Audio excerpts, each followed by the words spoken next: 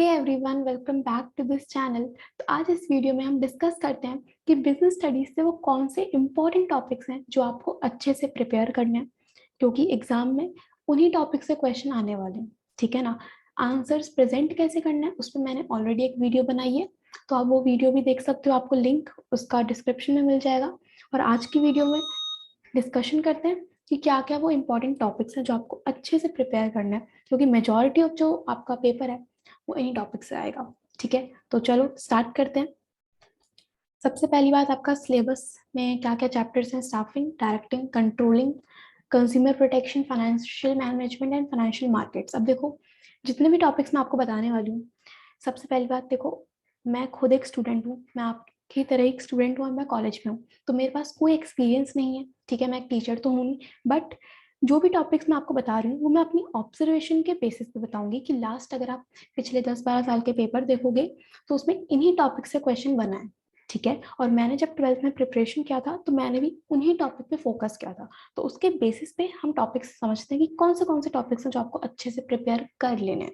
ठीक है, देखो सबसे पहले अगर हम बात करें स्टाफिंग की, तो स्टाफिंग चैप्टर से सबसे पहला जो क्वेश्चन बनेगा वो होगा स्टाफिंग प्रोसेस। तो आपको ये अच्छे से करना है स्टाफिंग प्रोसेस। ठीक है, इसके बाद स्टाफिंग के 3 एलिमेंट्स होते हैं, आपको पता है, recruitment, selection, training and development. ठीक है, तो रिक्रूटमेंट से 2 सोर्सेज हैं आपके पास, इंटरनल और एक्सटर्नल सोर्सेज। तो एक्सटर्नल सोर्सेज के जितने भी एग्जाम्पल्स हैं, चाहे वो डायरेक्ट रिक्रूटमेंट हो, कैंपस रिक्रूटमेंट हो, कैजुअल कॉलर्स हो, तो ये सब आपको अच्छे से पता होना चाहिए। ठीक है, सिलेक्शन प्रोसेस आपको आना चाहिए अच्छे से, तो इसको अच्छे से पढ़ना है हमने। और सिलेक्शन टेस्ट जितने भी हैं, सिलेक्शन टेस्ट आपको अच्छे से समझ लेना है। इसके बाद ट्रेनिंग में ऑन द जॉब और ऑफ द जॉब ट्रेनिंग आपको पता होना चाहिए। और इसमें भी मेजर जो आपको पढ़ना है वो एक तो अप्रेंटिसशिप और एक आएगा वेस्टिब्यूल। ठीक है, apprenticeship from on the job training and vestibule training of the job training का पार्ट, ये दोनों आपको अच्छे से पता होने चाहिए, इंपॉर्टेंट है। ठीक है, स्टाफिंग से इतना ही करना है हमें। ओके, इसके बाद अगर आगे बढ़े डायरेक्टिंग पे, तो डायरेक्टिंग में आपको पता है 4 एलिमेंट्स हैं, SMLC। SMLC क्या था?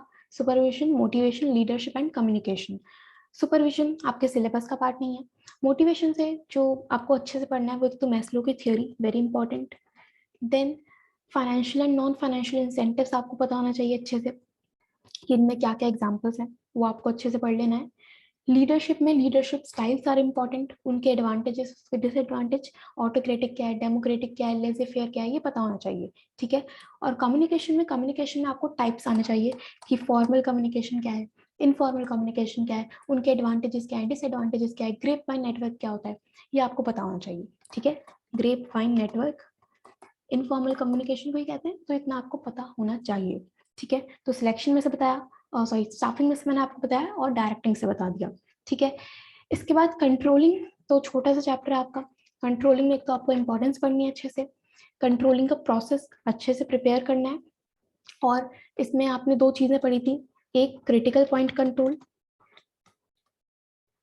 किस तरह आप अपनी मिस्टेक्स को, डेविएशंस को करेक्ट कर सकते हो, तो एक था क्रिटिकल पॉइंट कंट्रोल, और एक है आपके पास मैनेजमेंट बाय एक्सेप्शन। तो ये दोनों चीज आपको अच्छे से आनी चाहिए। ठीक है, तो इस पे फोकस करके चलना है। ओके, तो यही है सबसे पहले स्टाफिंग, डायरेक्टिंग और कंट्रोलिंग। ठीक है, इसके बाद अगर हम आगे बढ़े कंज्यूमर प्रोटेक्शन पे, तो कंज्यूमर प्रोटेक्शन भी एक सिंपल सा छोटा सा चैप्टर है, इसमें आपने 3 Rs पढ़े थे। 3 Rs क्या थे? Rights, responsibilities and redressal agencies. तो सबसे पहले आपको राइट्स पता होना चाहिए, 6 राइट्स हैं। ठीक है, रिड्रेसल एजेंसी आपको अच्छे से आना चाहिए, डिस्ट्रिक्ट कमीशन क्या है, स्टेट कमीशन क्या है, नेशनल कमीशन क्या है, ये आना चाहिए। और कंज्यूमर प्रोटेक्शन एक्ट आप 2019 वाला पढ़ोगे, ये याद रखना, 1986 वाला नहीं पढ़ना। ठीक है, तो कितने अमाउंट तक की कंप्लेंट कौन से कोर्ट में फाइल की जा सकती है, ये आपको अच्छे से आना चाहिए। ठीक है, तो ये टॉपिक इंपॉर्टेंट है।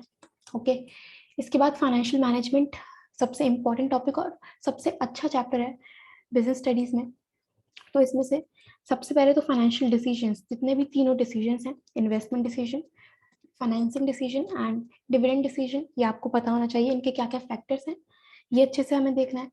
उसके बाद कैपिटल स्ट्रक्चर, इंपॉर्टेंट टॉपिक, इसके क्या क्या फैक्टर्स हैं वो आना चाहिए आपको।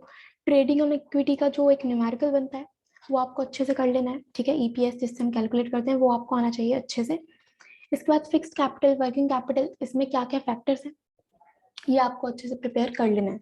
तो फाइनेंशियल मैनेजमेंट में अगर हम देखें तो पूरा ही चैप्टर है एक तरह से, क्योंकि इंपॉर्टेंट चैप्टर है और अच्छा चैप्टर है, तो इसे अच्छे से प्रिपेयर कर लो, कोई टेंशन की बात नहीं।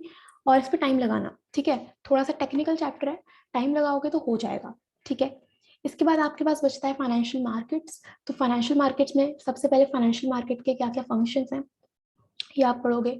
उसके बाद मनी मार्केट के क्या क्या इंस्ट्रूमेंट्स हैं, ट्रेजरी बिल क्या है, कमर्शियल पेपर, कॉल मनी, ये सब आपको आना चाहिए, ठीक है। उनका मैच्योरिटी पीरियड क्या क्या है इतना पता होना चाहिए। उसके बाद प्राइमरी मार्केट क्या होती है, उसमें कितने तरह के फ्लोटेशन के मेथड्स हैं, कि प्रोस्पेक्टस के थ्रू है, राइट इशू है, प्राइवेट प्लेसमेंट है, ये आपको पढ़ लेना है अच्छे से। Then trading and settlement procedure important, पूरा ट्रेडिंग प्रोसेस आपको पढ़ना है। इसके बाद सेबी के फंक्शंस, इधर से आएगा क्वेश्चन एग्जाम में, तीनों फंक्शंस अच्छे से आपको प्रिपेयर कर लेने, ठीक है। इसके बाद और चीजें आती हैं इसमें, जैसे कि डिफरेंस आपको दे रखे हैं बुक्स में, प्राइमरी मार्केट और सेकेंडरी मार्केट के बीच का डिफरेंस, मनी मार्केट और कैपिटल मार्केट के बीच का डिफरेंस, तो ये अच्छे से आपको प्रिपेयर कर लेना है, ठीक है। तो अगर हम देखें तो फाइनेंशियल मैनेजमेंट और फाइनेंशियल मार्केट्स में ज्यादा टॉपिक्स हैं, अच्छे से प्रिपेयर करोगे तो हो जाएगा, ठीक है। बाकी चैप्टर तो ईजी हैं, इन्हीं दो चैप्टर पे अच्छे से फोकस भी करना है। और बाकी मैंने आपको बता दिया कि स्टाफिंग में क्या करना है, डायरेक्टिंग में कितना करना है, कंट्रोलिंग में क्या क्या करना है, ठीक है। Consumer protection, financial management, financial markets, तो इतना प्रिपेयर करो।